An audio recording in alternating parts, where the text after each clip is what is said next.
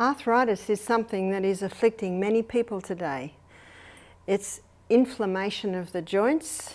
There is rheumatoid arthritis, and it's probably a little bit more serious. And there's also osteoarthritis and arthritis. Also, a similar condition, which probably afflicts men mostly, is gout.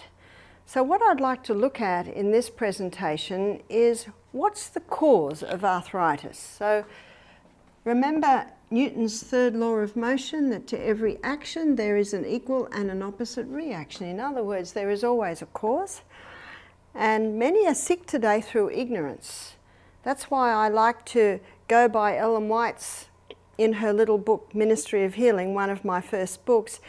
Page 127, she says, the only hope of better things is the education of people in the right principles. Many are sick through ignorance, and so what I'd like to do is I'd like to show you what some of the causes are and how you can get a turnaround in arthritis, whether it be osteo, rheumatoid arthritis, and also gout. And that's the good news. There can be a turnaround, and we've seen many conquer these things. Arthritis thrives in a very acid environment. So an acid environment in the body is one of the #1 causes of arthritis. Now, you can go back to look. Old injuries is often where arthritis can manifest itself. And there can be different factors there. There can be an inherited factor.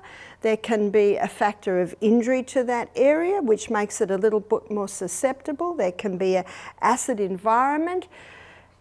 Often a breaking of these laws, as Ellen White says, that disease is an effort of nature to free the system from conditions that arise because of a violation of the laws of health. And many people don't realise that. So I'd like to go through how a breaking of these laws could be a big contributing factor in arthritis we're seeing today. And I'd like to show you how restoring adherence to these laws can bring about a conquering of arthritis. So we're going to first of all look at pure air, and we've looked at this a few times. We're going to go to the cell where the glucose goes in. It goes through a 20-step pathway, and the 20-step pathway gives us 2 units of energy. It's the glycolytic pathway. The end result of the 20-step pathway is a chemical form of glucose called pyruvate. And pyruvate, as the chemical form of glucose, gets fed into the powerhouse, called the powerhouse because this 8-step pathway delivers to us 36 units of energy. This is the mitochondria, and inside that little pathway's called the Krebs cycle because of Sir Ernest Krebs that first discovered it and named it. Now the difference is oxygen. This is an anaerobic pathway because it does not use oxygen. It uses the process of fermentation to produce energy. This 8-step pathway is called an aerobic pathway because it uses oxygen to produce energy.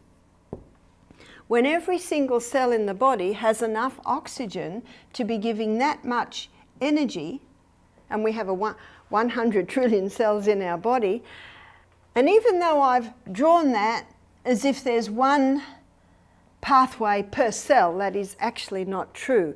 Especially in muscle cells, you can have even hundreds of little mitochondria. So just look at the potential of energy in a body that has a well oxygenated body. Oxygen is vital for the healing of the body, and oxygen is an alkaline substance. So the alkaline, let's make a list of alkaline substances, is oxygen.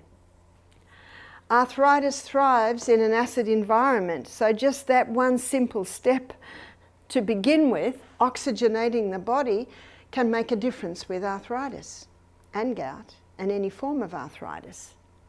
And the most powerful way to oxygenate the body is exercise. So let's go straight over to the 5th law, because that's intimately connected with oxygen.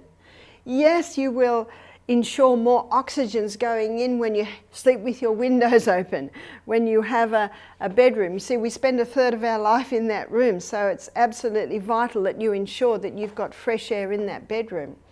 But exercise increases in a dramatic way the amount of oxygen going into your body. Right now, while you're sitting watching this presentation, you're breathing in 500 ml of air and you're breathing out 500 ml of waste. But when you're exercising, especially to the point of breathing very, very deeply, you're breathing in 3,600 ml of air and breathing out 3,600 ml of waste. So exercise increases the oxygen and in that way can alkalize the tissues. And what exercise does is it moves blood. We've looked at blood a few times this week. Remember what blood contains? It carries the oxygen. What blood does is carry the water. What blood also does is carry the nutrients. And this is what every single cell in the body needs to be able to not only function but also to heal. Blood also carries away waste. Carries away the waste. So if you can increase the blood supply to any part of the body that's not working, arthritic joints, arthritic toes, arthritic joints anywhere in the body, if you can increase blood to that area, you will increase healing in that area. And water is an alkalizer. We're going to look at foods in a minute. We're going to look at the foods that have an alkalizing effect and the foods that have an acid effect. And waste is acid. So getting blood into the joints of an arthritic or a gout person, you're immediately bringing in two powerful alkalizers, which is the oxygen and the water. And you're carrying away one of the biggest acidic forming substances, which is waste. Every body fluid in our body should be alkaline, and it is, except for the stomach. That should be acid because we need the acid to break down our food. That's how protein breaks down, under the effect of the acid enzymes in the stomach. It denatures the protein or breaks it down to smaller particles. So your stomach should be acid and everything else alkaline, but the waste as it comes out, all your body's waste, has an acid effect. So moving blood into the area is vital in the recovery of arthritis. And the person might say, "You don't understand, Barbara, my body, I'm in so much pain, my body can't move." We've got to find out how to make it move. And one of the easiest types of exercise for someone who has stiff, painful joints is swimming. What swimming does is it's weightless, so that can be good, and you can start moving the body in the pool. And if you can't swim, you can get a kickboard or you can stay near the edge, but you've just got to move that body. That body must move. Another non-jarring exercise is the rebounder, and you can start with the rebounder. Just this, what I'm doing right now is called the health bounce, and you can do that on the rebounder. And on the rebounder, you've got a springing action, you've got a shock absorber action in that mat. And as you master the art of the health bounce, then more and more you can start jumping a little bit more. Another low impact exercise, because with painful joints you don't want impact. Another very low impact exercise is the exercise bike. Especially good for people who are they don't balance very well. But what the rebounder does, so we'll look at the rebounder here. The rebounder, it stimulates your lymphatic system. And your lymphatic system stimulates the removal of waste from the body. The lymphatic system is your internal vacuum cleaner. And part of a proper functioning body is eliminating the waste. Isn't that part of a proper functioning house? You eliminate your waste every day. You've got to get that waste out of the house. Well, that's what your lymphatic system does. Your lymphatic system sweeps away waste from the tissues and dumps it into, it can be eliminated out via your skin in perspiration, it can be urinated out, and it can come out via your colon. So they're the organs of elimination that are the most prominent at eliminating waste. We've got to get that waste out because it's an acid waste. So the lymphatic system cleans the waste from the tissues, dumps it into the blood, and then the blood carries it away to the organs of elimination. So that process is vital in arthritis, because remember, we're trying to alkalize the joints, alkalize the body. When blood rushes into those arthritic joints, it's bringing life to the area. It revives the area. And exercise moves the blood. The other thing that moves the blood, and we talked about this in our pain presentation, is hot and colds. So hot and cold application. So the hot and cold applications can be done by immersing the hands in little baths for hot and cold, or bowls. It can be immersing the feet. If it's in the hip area, then hot compresses alternated with cold compresses can be used, and that can be hot towels twisted and dipped it into boiling water and then twisted, wrung out, folded over. You always put, say it's the hip, you always put a dry towel there and then put that hot steaming towel there and then put a blanket over it. If it's too hot, lift it up and just wipe the skin, put it down. Keep putting it down till the person can handle the heat. And then you leave it there for 3 minutes.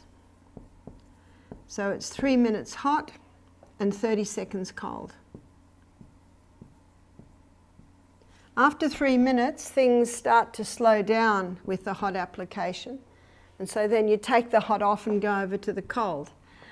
And after 30 seconds, things start to slow down. So you're using the stimulating effect of your hot and colds.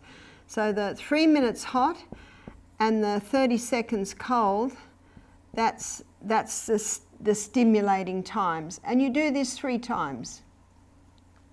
So again, that's a powerful mover of blood into the area. And what you will also find is that can bring great relief to pain in arthritic joints. We're alkalizing the area, we're aiming to get more blood into the area to bring more healing. To ensure that the blood has enough water, it's important to drink adequate water.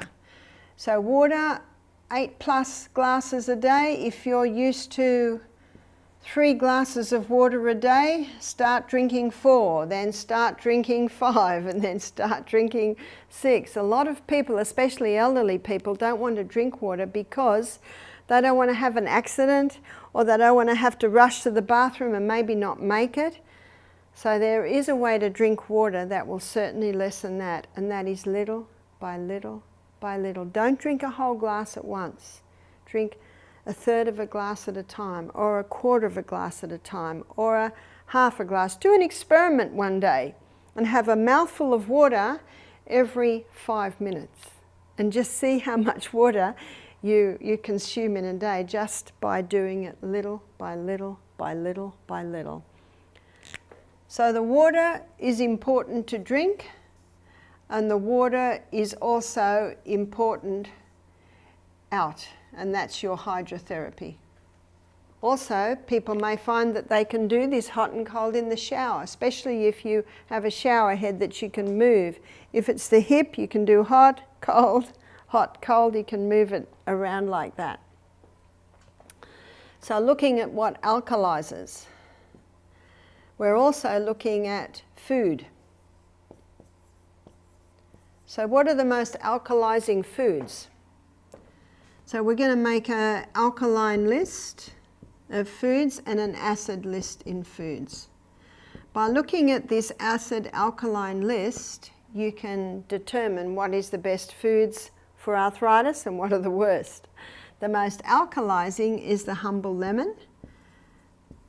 And the lemon is acid where it should be, and it's alkaline where it should be. Acid in the stomach to help you digest your meal.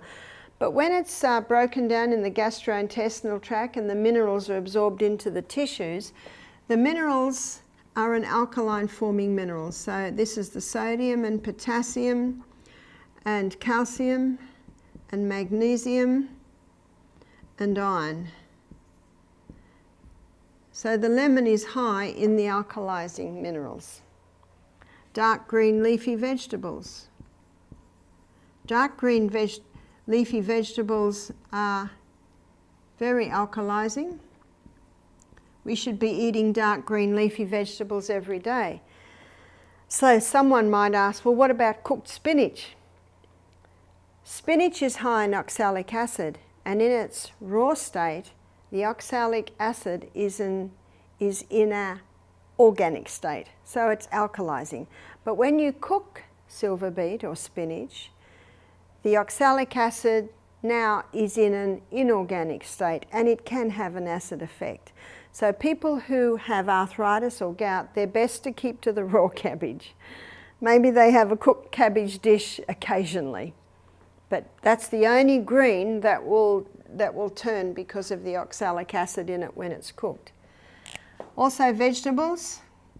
Vegetables have an alkalizing effect, but for the arthritic person, there are a few vegetables that can have an acid effect, and that's bell pepper. So when someone's wanting to conquer arthritis, the bell pepper must stop. Tomato. Tomato can also have an acid effect on someone who's suffering from gout or arthritis. Eggplant, sometimes called aubergine, and also the potato. And I'm referring here to the English potato. The Fijians call it the white man's potato. I'm not referring to the sweet potato. The sweet potato is not a potato, it is a yam. So these can have an acid effect on the arthritic person. If a person doesn't have arthritis, they often can eat this class of vegetables. But if you're wanting to conquer your arthritis, your gout, these things have to stop. Not forever, it's just till you've conquered it. Also fruit. Fruit is alkalizing.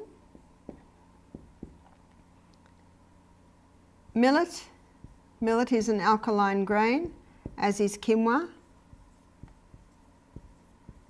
as is buckwheat. Buckwheat is also an alkalizing grain, or an alkaline forming grain, and spelt and kamut.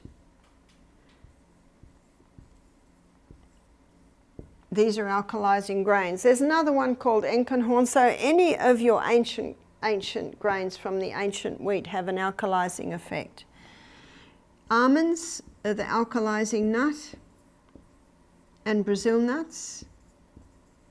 They're the two alkaline forming nuts. And regarding legumes, the lima bean and lentils and soy. And again, the soy must be organic, non-GMO. All your seeds, they also have an alkalizing effect. The most acid food that can go into the body is the pure crystallized acid that's extracted from the sugarcane plant. It is incredibly acid, it's a pure acid. Also meat. Dr. Colin Campbell, in his book China Study, he shows how he could turn cancer cells on and off by the amount of meat and dairy products that he was giving them, because cancer loves an acid environment. These acid foods are high in the acid forming minerals, which is chlorine and phosphorus and sulfur. When meat breaks down in the body, it gives off a high sulfur waste. So it's particularly acid forming is the meat. Also the hybridized wheat of today. Wheat was hybridized in the 50s, It went through intensive crossbreeding, it was rushed through, no safety studies were done, they didn't think they had to do safety studies on just wheat.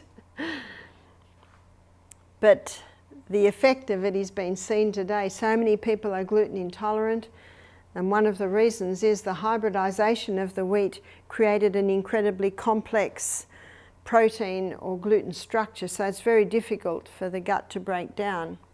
And it is higher in the acid-forming minerals, and when that wheat is grown with superphosphate, chlorinated water, so all of these conditions bring it together to make it more acid-forming.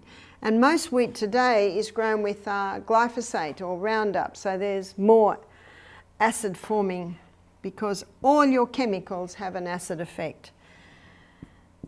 So your aged cheese is very acid-forming. So the only cheese that doesn't have an acid effect would be things like your goat feta or sheep feta. That they are basically on a neutral. Caffeine has a very acid effect on the body. Alcohol, not a food, but it certainly creates an acid environment. Tobacco, not a food, but it also creates a very acid environment. All your other grains, other than the millet, quinoa, buckwheat spelt kamut, and also all your other legumes, other than lima, lentil and soy, and all your other nuts, other than your Brazil and almonds, have an acid effect. To maintain a 6-point environment at the cellular level, we need to be taking probably 20 to 30% acid-forming foods. And this explains why, because some people see this and say, does that mean I can't eat rice? Well, you can eat rice. Yes, it is an acid grain, but you need a little acid. So it's not that they're totally out, but this 20 to 30% ideally should come from this little section here. And we should be having approximately 70 to 80% alkaline forming foods. What that will do is that will maintain the cellular pH conducive to recovering from arthritis. See, the blood pH never changes. Your lungs and your kidneys are constantly working to keep the blood pH in the area that it should be, but the cellular pH can change, and your cellular pH is influenced by the breaking of these laws. It's influenced by dehydrated, it's influenced by lack of oxygen, it's influenced by a very acid diet.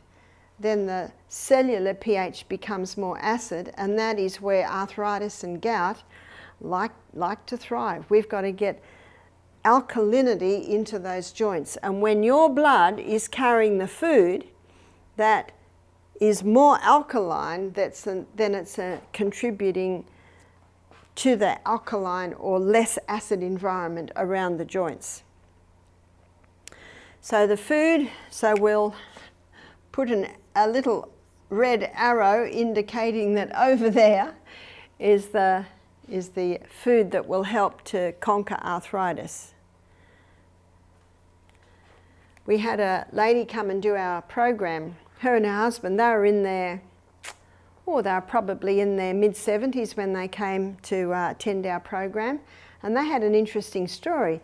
The lady said, we were both in our late 60s, we both had arthritis, we both were a little overweight, finding our house hard to manage, so we booked into an aged care facility. She said, our daughter gave us a set of your DVDs, Barbara. We watched the DVDs, and we discovered that a lot of what we were doing was contributing to our arthritis. So we made a decision to stop our morning cup of coffee. We made a decision to stop having our wheat cereal and our wheat toast with the coffee for breakfast. She said, we also made a decision to stop our little red wine every night. We made a decision to stop having the meat at night and start to have the main meal at lunchtime. We started to discover ways that we could make the legumes, and we started to eat more fruits and vegetables. We also decided to stop the nightshade group of vegetables. So this is the nightshade group of vegetables here. She said, as time went on, we're also drinking more water. We started to exercise every morning. She said within 6 months, we both had lost, now I'm putting this over to American terms, so it was 20 kilos they'd lost in 6 months, so that's 40 pounds. She said, we also found that just losing the weight had also taken the pressure off our knees and our feet. She said, we both noticed that we didn't have the pain in our joints anymore. She said, I found that even my swollen joints were starting to go back to normal. We went to the doctor for our checkup, and he said, I don't know what's happened to you, to you as a couple, but the doctor said, your inflammatory markers have come right down. And they both testified, well, we really don't have pain anymore. And so the doctor took them off their medication. He took them off their anti-inflammatories. They didn't need it anymore. And once they stopped the medication, they felt even better. And they looked at each other after a year and they said, what are we doing in this aged care facility? So they booked out, they bought a caravan and a four-wheel drive, and they decided to drive around Australia. And when they got halfway up the east coast, they came in an hour and they attended a program at Misty Mountain Health Retreat. This lady had a smile on her face the whole time. She said, it's like I've got a new lease on life. She said, I just can't believe how good I feel. She said, we both believe that we feel better now in our early 70s than we felt in our 40s, our 50s. How many people aren't really living? How many people are suffering from conditions when there is a remedy? So she said, what we also did, not only did we stop all the things that have an acid effect, and of course those they come into this area here, but she said we also started to go to bed earlier. We started to limit our television watching. We started to eliminate as much as possible our exposure to technology. That has an acid effect. We started exercising, the proper diet, use some water. She said we also started to read our Bible. We found that our minds came clearer, and she said we began to learn about the God of heaven who made the body to heal itself.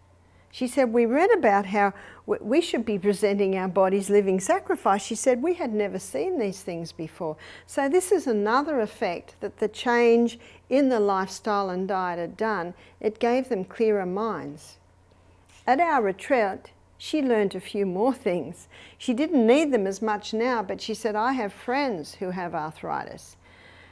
She said, the hot and cold certainly can make a difference, but we've also got poultices. And these poultices can get that acid, that inflammatory out of the body. And one that's particularly helpful is the ginger poultice. Ginger is great for joints, especially inflamed joints.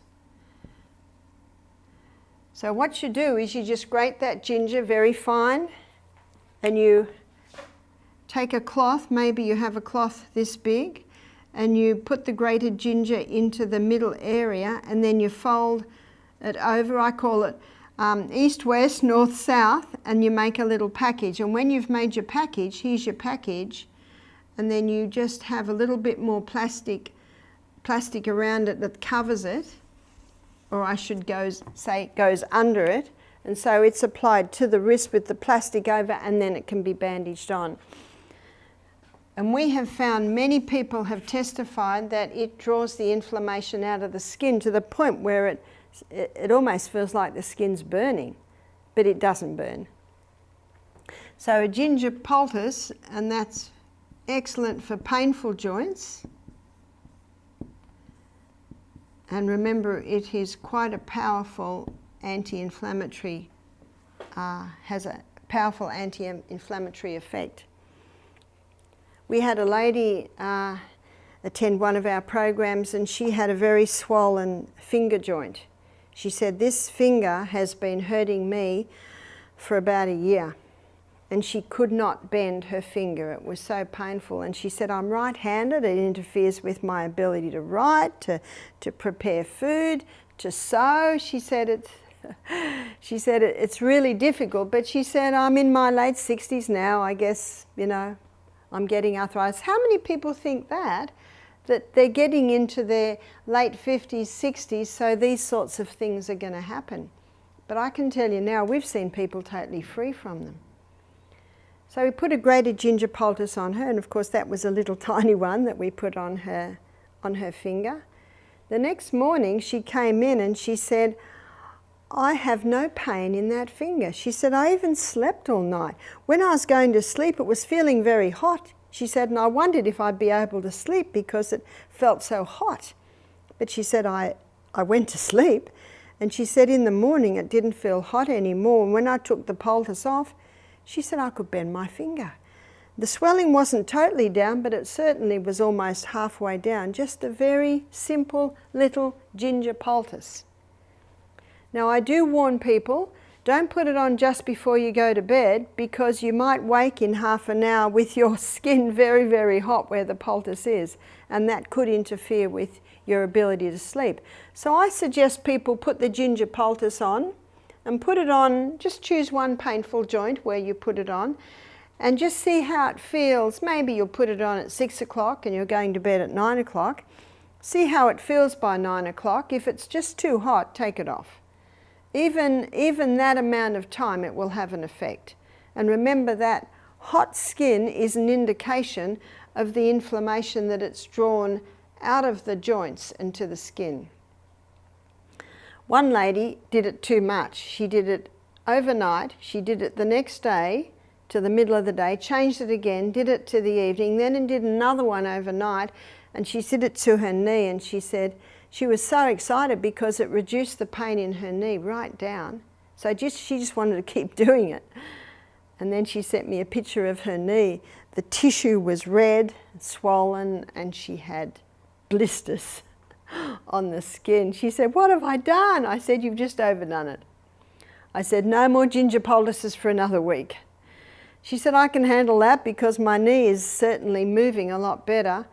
I said, you might like to just put castor oil compresses, and that's another one that can be used as castor oil. Castor oil doesn't have as dramatic effect as the ginger poultice, but castor oil can be used almost indefinitely. You could almost wear it 24/7. Castor oil penetrates very, very deep, and it can break up scar tissue. It can also break up calcifications, and sometimes with arthritis you've got calcified joints. Now, so we'll say calcifications because this is some of the cause for the pain in the joints. So the scar tissue obviously is going to break up a little bit easier than the calcified joints, but eventually it will do it. The key is consistency. Just keep at it. Just keep applying it every day, every day. Some people like to sleep with the castor oil compress overnight.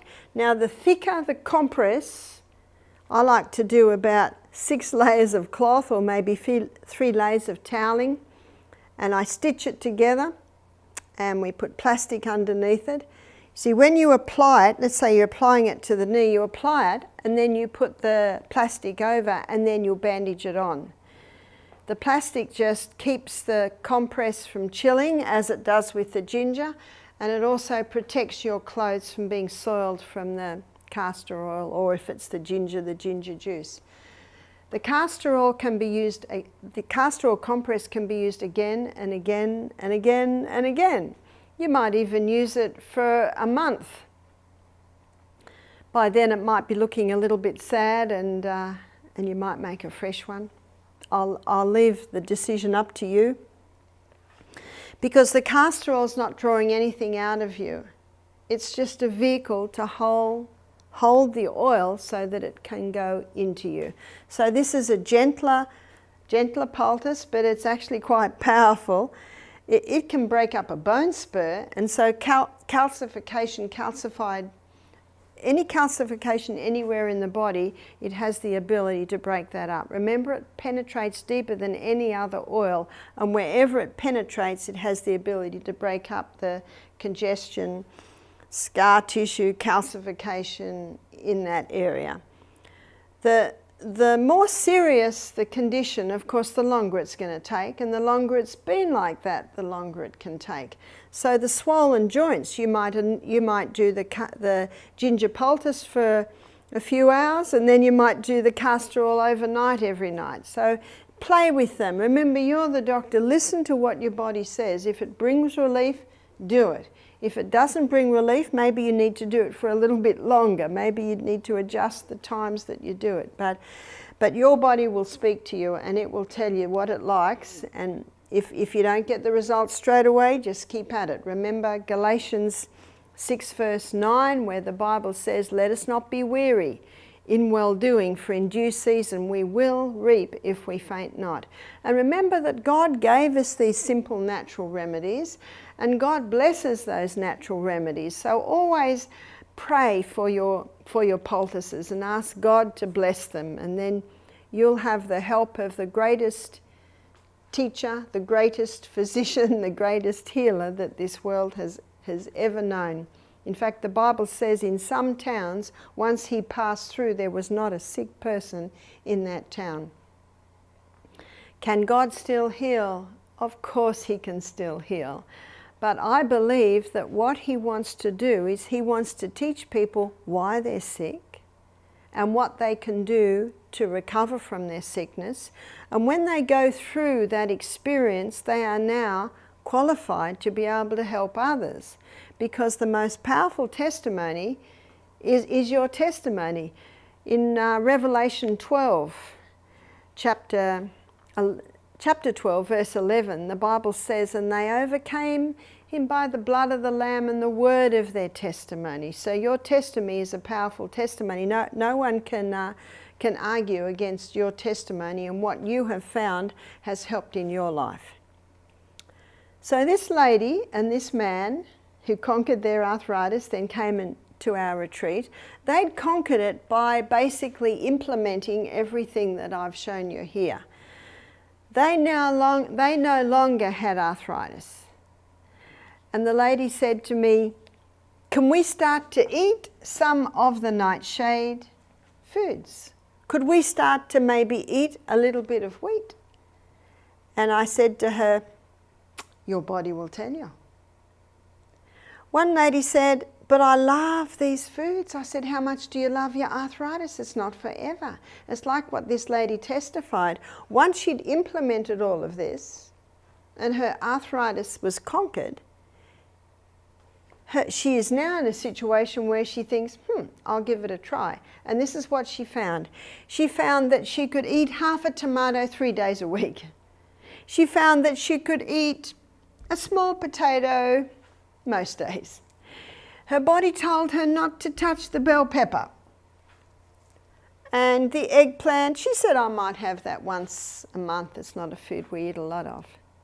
She said, and the wheat, she said, "I was out at a restaurant and I had some pasta that was made of wheat." She said, "I had no reaction." So the next day I had another dish, we were traveling, of pasta, and she said, "I started to get some little bit of twinges in my joints." So can you see what her body was saying to her? You can have a dish of wheat pasta maybe once a week, but not every day. You see, no man can tell you what your body can tell you. My mother died a cripple in a wheelchair at 51 with rheumatoid arthritis. She had severe arthritis. She was only 5 stone when she died, and her hands were all cramped up. Her Her knees were twice as wide as mine. Her feet, she could not walk anymore. Little by little by little, the arthritis had taken over her body. Now, my mum loved cups of tea, and she had 3 cups of tea a day, and she always had some milk and some sugar in her cups of tea.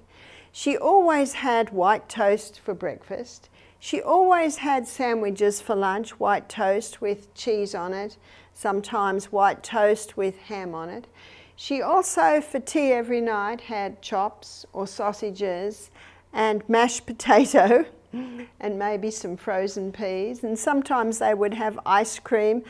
Can you see that my mum had a diet that just fed her arthritis? She didn't know. My dad didn't know. I was just a teenager at the time, in my early 20s. I didn't know. But something triggered Mum's arthritis. My dad made a decision to start a new business, which my mum was not really happy about. But my mum agreed reluctantly. And my mum carried some resentment because she did not want to move.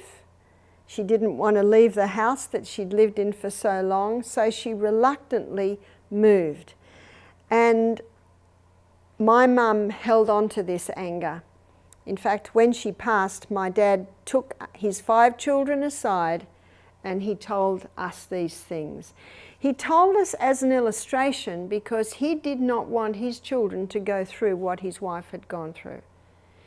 And Dad believed that a large part of Mum's illness was due to her emotional state, that she was angry and bitter and resentful at having to move, but she just did it, but she carried that with her. Within 6 months of moving into the new business and the house that was attached to it, she got pains in her joints. Within 1 year, she basically was in a wheelchair. My mother went to the doctor, as it's all we knew then. They put her on cortisone. They put her on anti-inflammatories.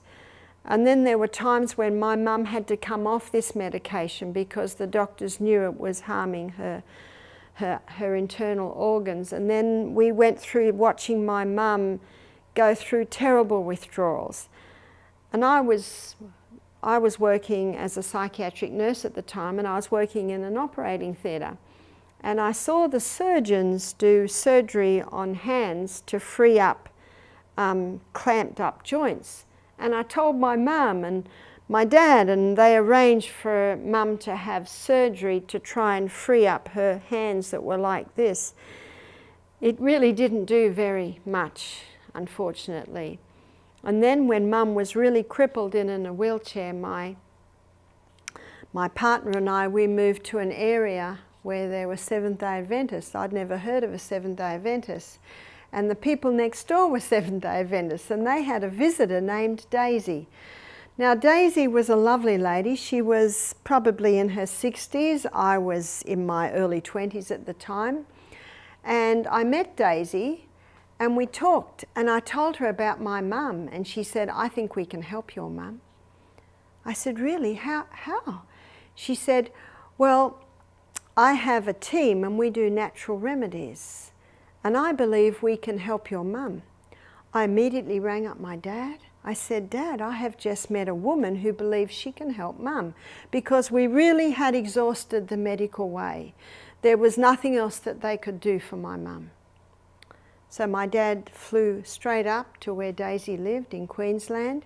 He talked to Daisy and he talked to her partner in the business called George, and Dad was convinced that they could help my mum. And so we flew Mum up. Mum stayed with them for 6 weeks. By the end of the 6 weeks, Mum was off all her medication and she was pain-free. It was just incredible. All of our kids, because we're in our teens and 20s, my brother was 27, I was 25, and then my 3 sisters down to my youngest sister who was about 17 at the time. We were just amazed. We'd never heard of natural remedies. We'd never heard of such a thing. But we saw what happened with Mum. Mum became pain-free. Mum was off all her medication Now it was time to build up Mum's body. Mum's body was deformed and weak. And when Daisy talked to my mum about building up her body and starting to do simple exercises like squeezing a ball and getting some strength into her hand, my mum was not cooperative with this. So Daisy rang my mum and she said, we can do no more for your mum, or your wife. We've got her pain-free, we've got her off her meds. Maybe you could put her in a place that does exercise and show her how to build up her body. But my mum was not interested. 2 days after they brought my mum back, my mum died in the night. We think that my mum maybe even willed herself to death. It was a very difficult experience for all of us. And my dad changed his whole life from what he saw happen to my mum. He went to a health retreat, he went on a 7-day cleanse, and from that health retreat, he was 51 too, he has never eaten meat again. He had a total change in his lifestyle because of what he saw happen with Mum. It had a dramatic effect on me. I'd already become a vegetarian, and it was 6 months after Mum passed that I surrendered my heart to God and became a Christian. I was very interested in the Seventh-day Adventists because I found that they keep to the Bible. I discovered the truth of what happens when you die, which excited me because I thought Mum was floating around watching me. And when I read what the Bible said, 52 times in the Bible calls death sleep. And then I realised my mum wasn't floating around watching me, she was asleep. I read about the second coming of Jesus. I read about the truth of the Sabbath. And I also read about our bodies have been designed to heal themselves. So I never realised that here we are years and years later, that I am doing the very things that Daisy did to my mum. I'm doing the very things that my family and we had never heard of. And this is why it is a very real message to me that I believe if my mother had realised at a younger age the things that are contributing or contributed to her illnesses, and also the freedom that God gives even in the resentments that we can carry.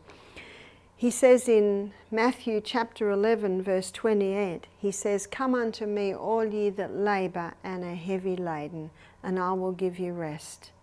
Take my yoke upon you, learn of me, for I am meek and lowly of heart, and you will find rest unto your souls." And I realised that my mum could certainly have experienced freedom from the resentment that she carried. It is a beautiful message. It is a whole message. So when you look at those 8 laws of health, they are a whole message. I know that I have inherited tendencies to arthritis, and yet I also know what to do about it. And when I was probably 50, I fell running through the bush. I fell and my arm came and took the brunt, and that arm, it hurt. I put poultices on it, I did the hot and colds, and it healed. But if I'm travelling a lot, my sleep isn't good. I try always to eat like this, but sometimes when I'm travelling, I might be having some wheat, more than I usually have. Maybe I'm unable to get good water. This elbow starts to speak to me. And when it starts to speak to me, I put ginger poultices on, I do the hot and colds, I maybe put comfrey cream on. Comfrey has a growth stimulant, and usually within a week it's not speaking to me anymore. So this elbow that was damaged quite a few years ago now, I think this is where the arthritis will establish itself if I don't do the right things. So I am so glad for this message. This message has brought freedom to me, it's brought freedom to my family, and it's brought freedom to thousands of people who have suffered from something that can be very debilitating, which is the arthritis and gout.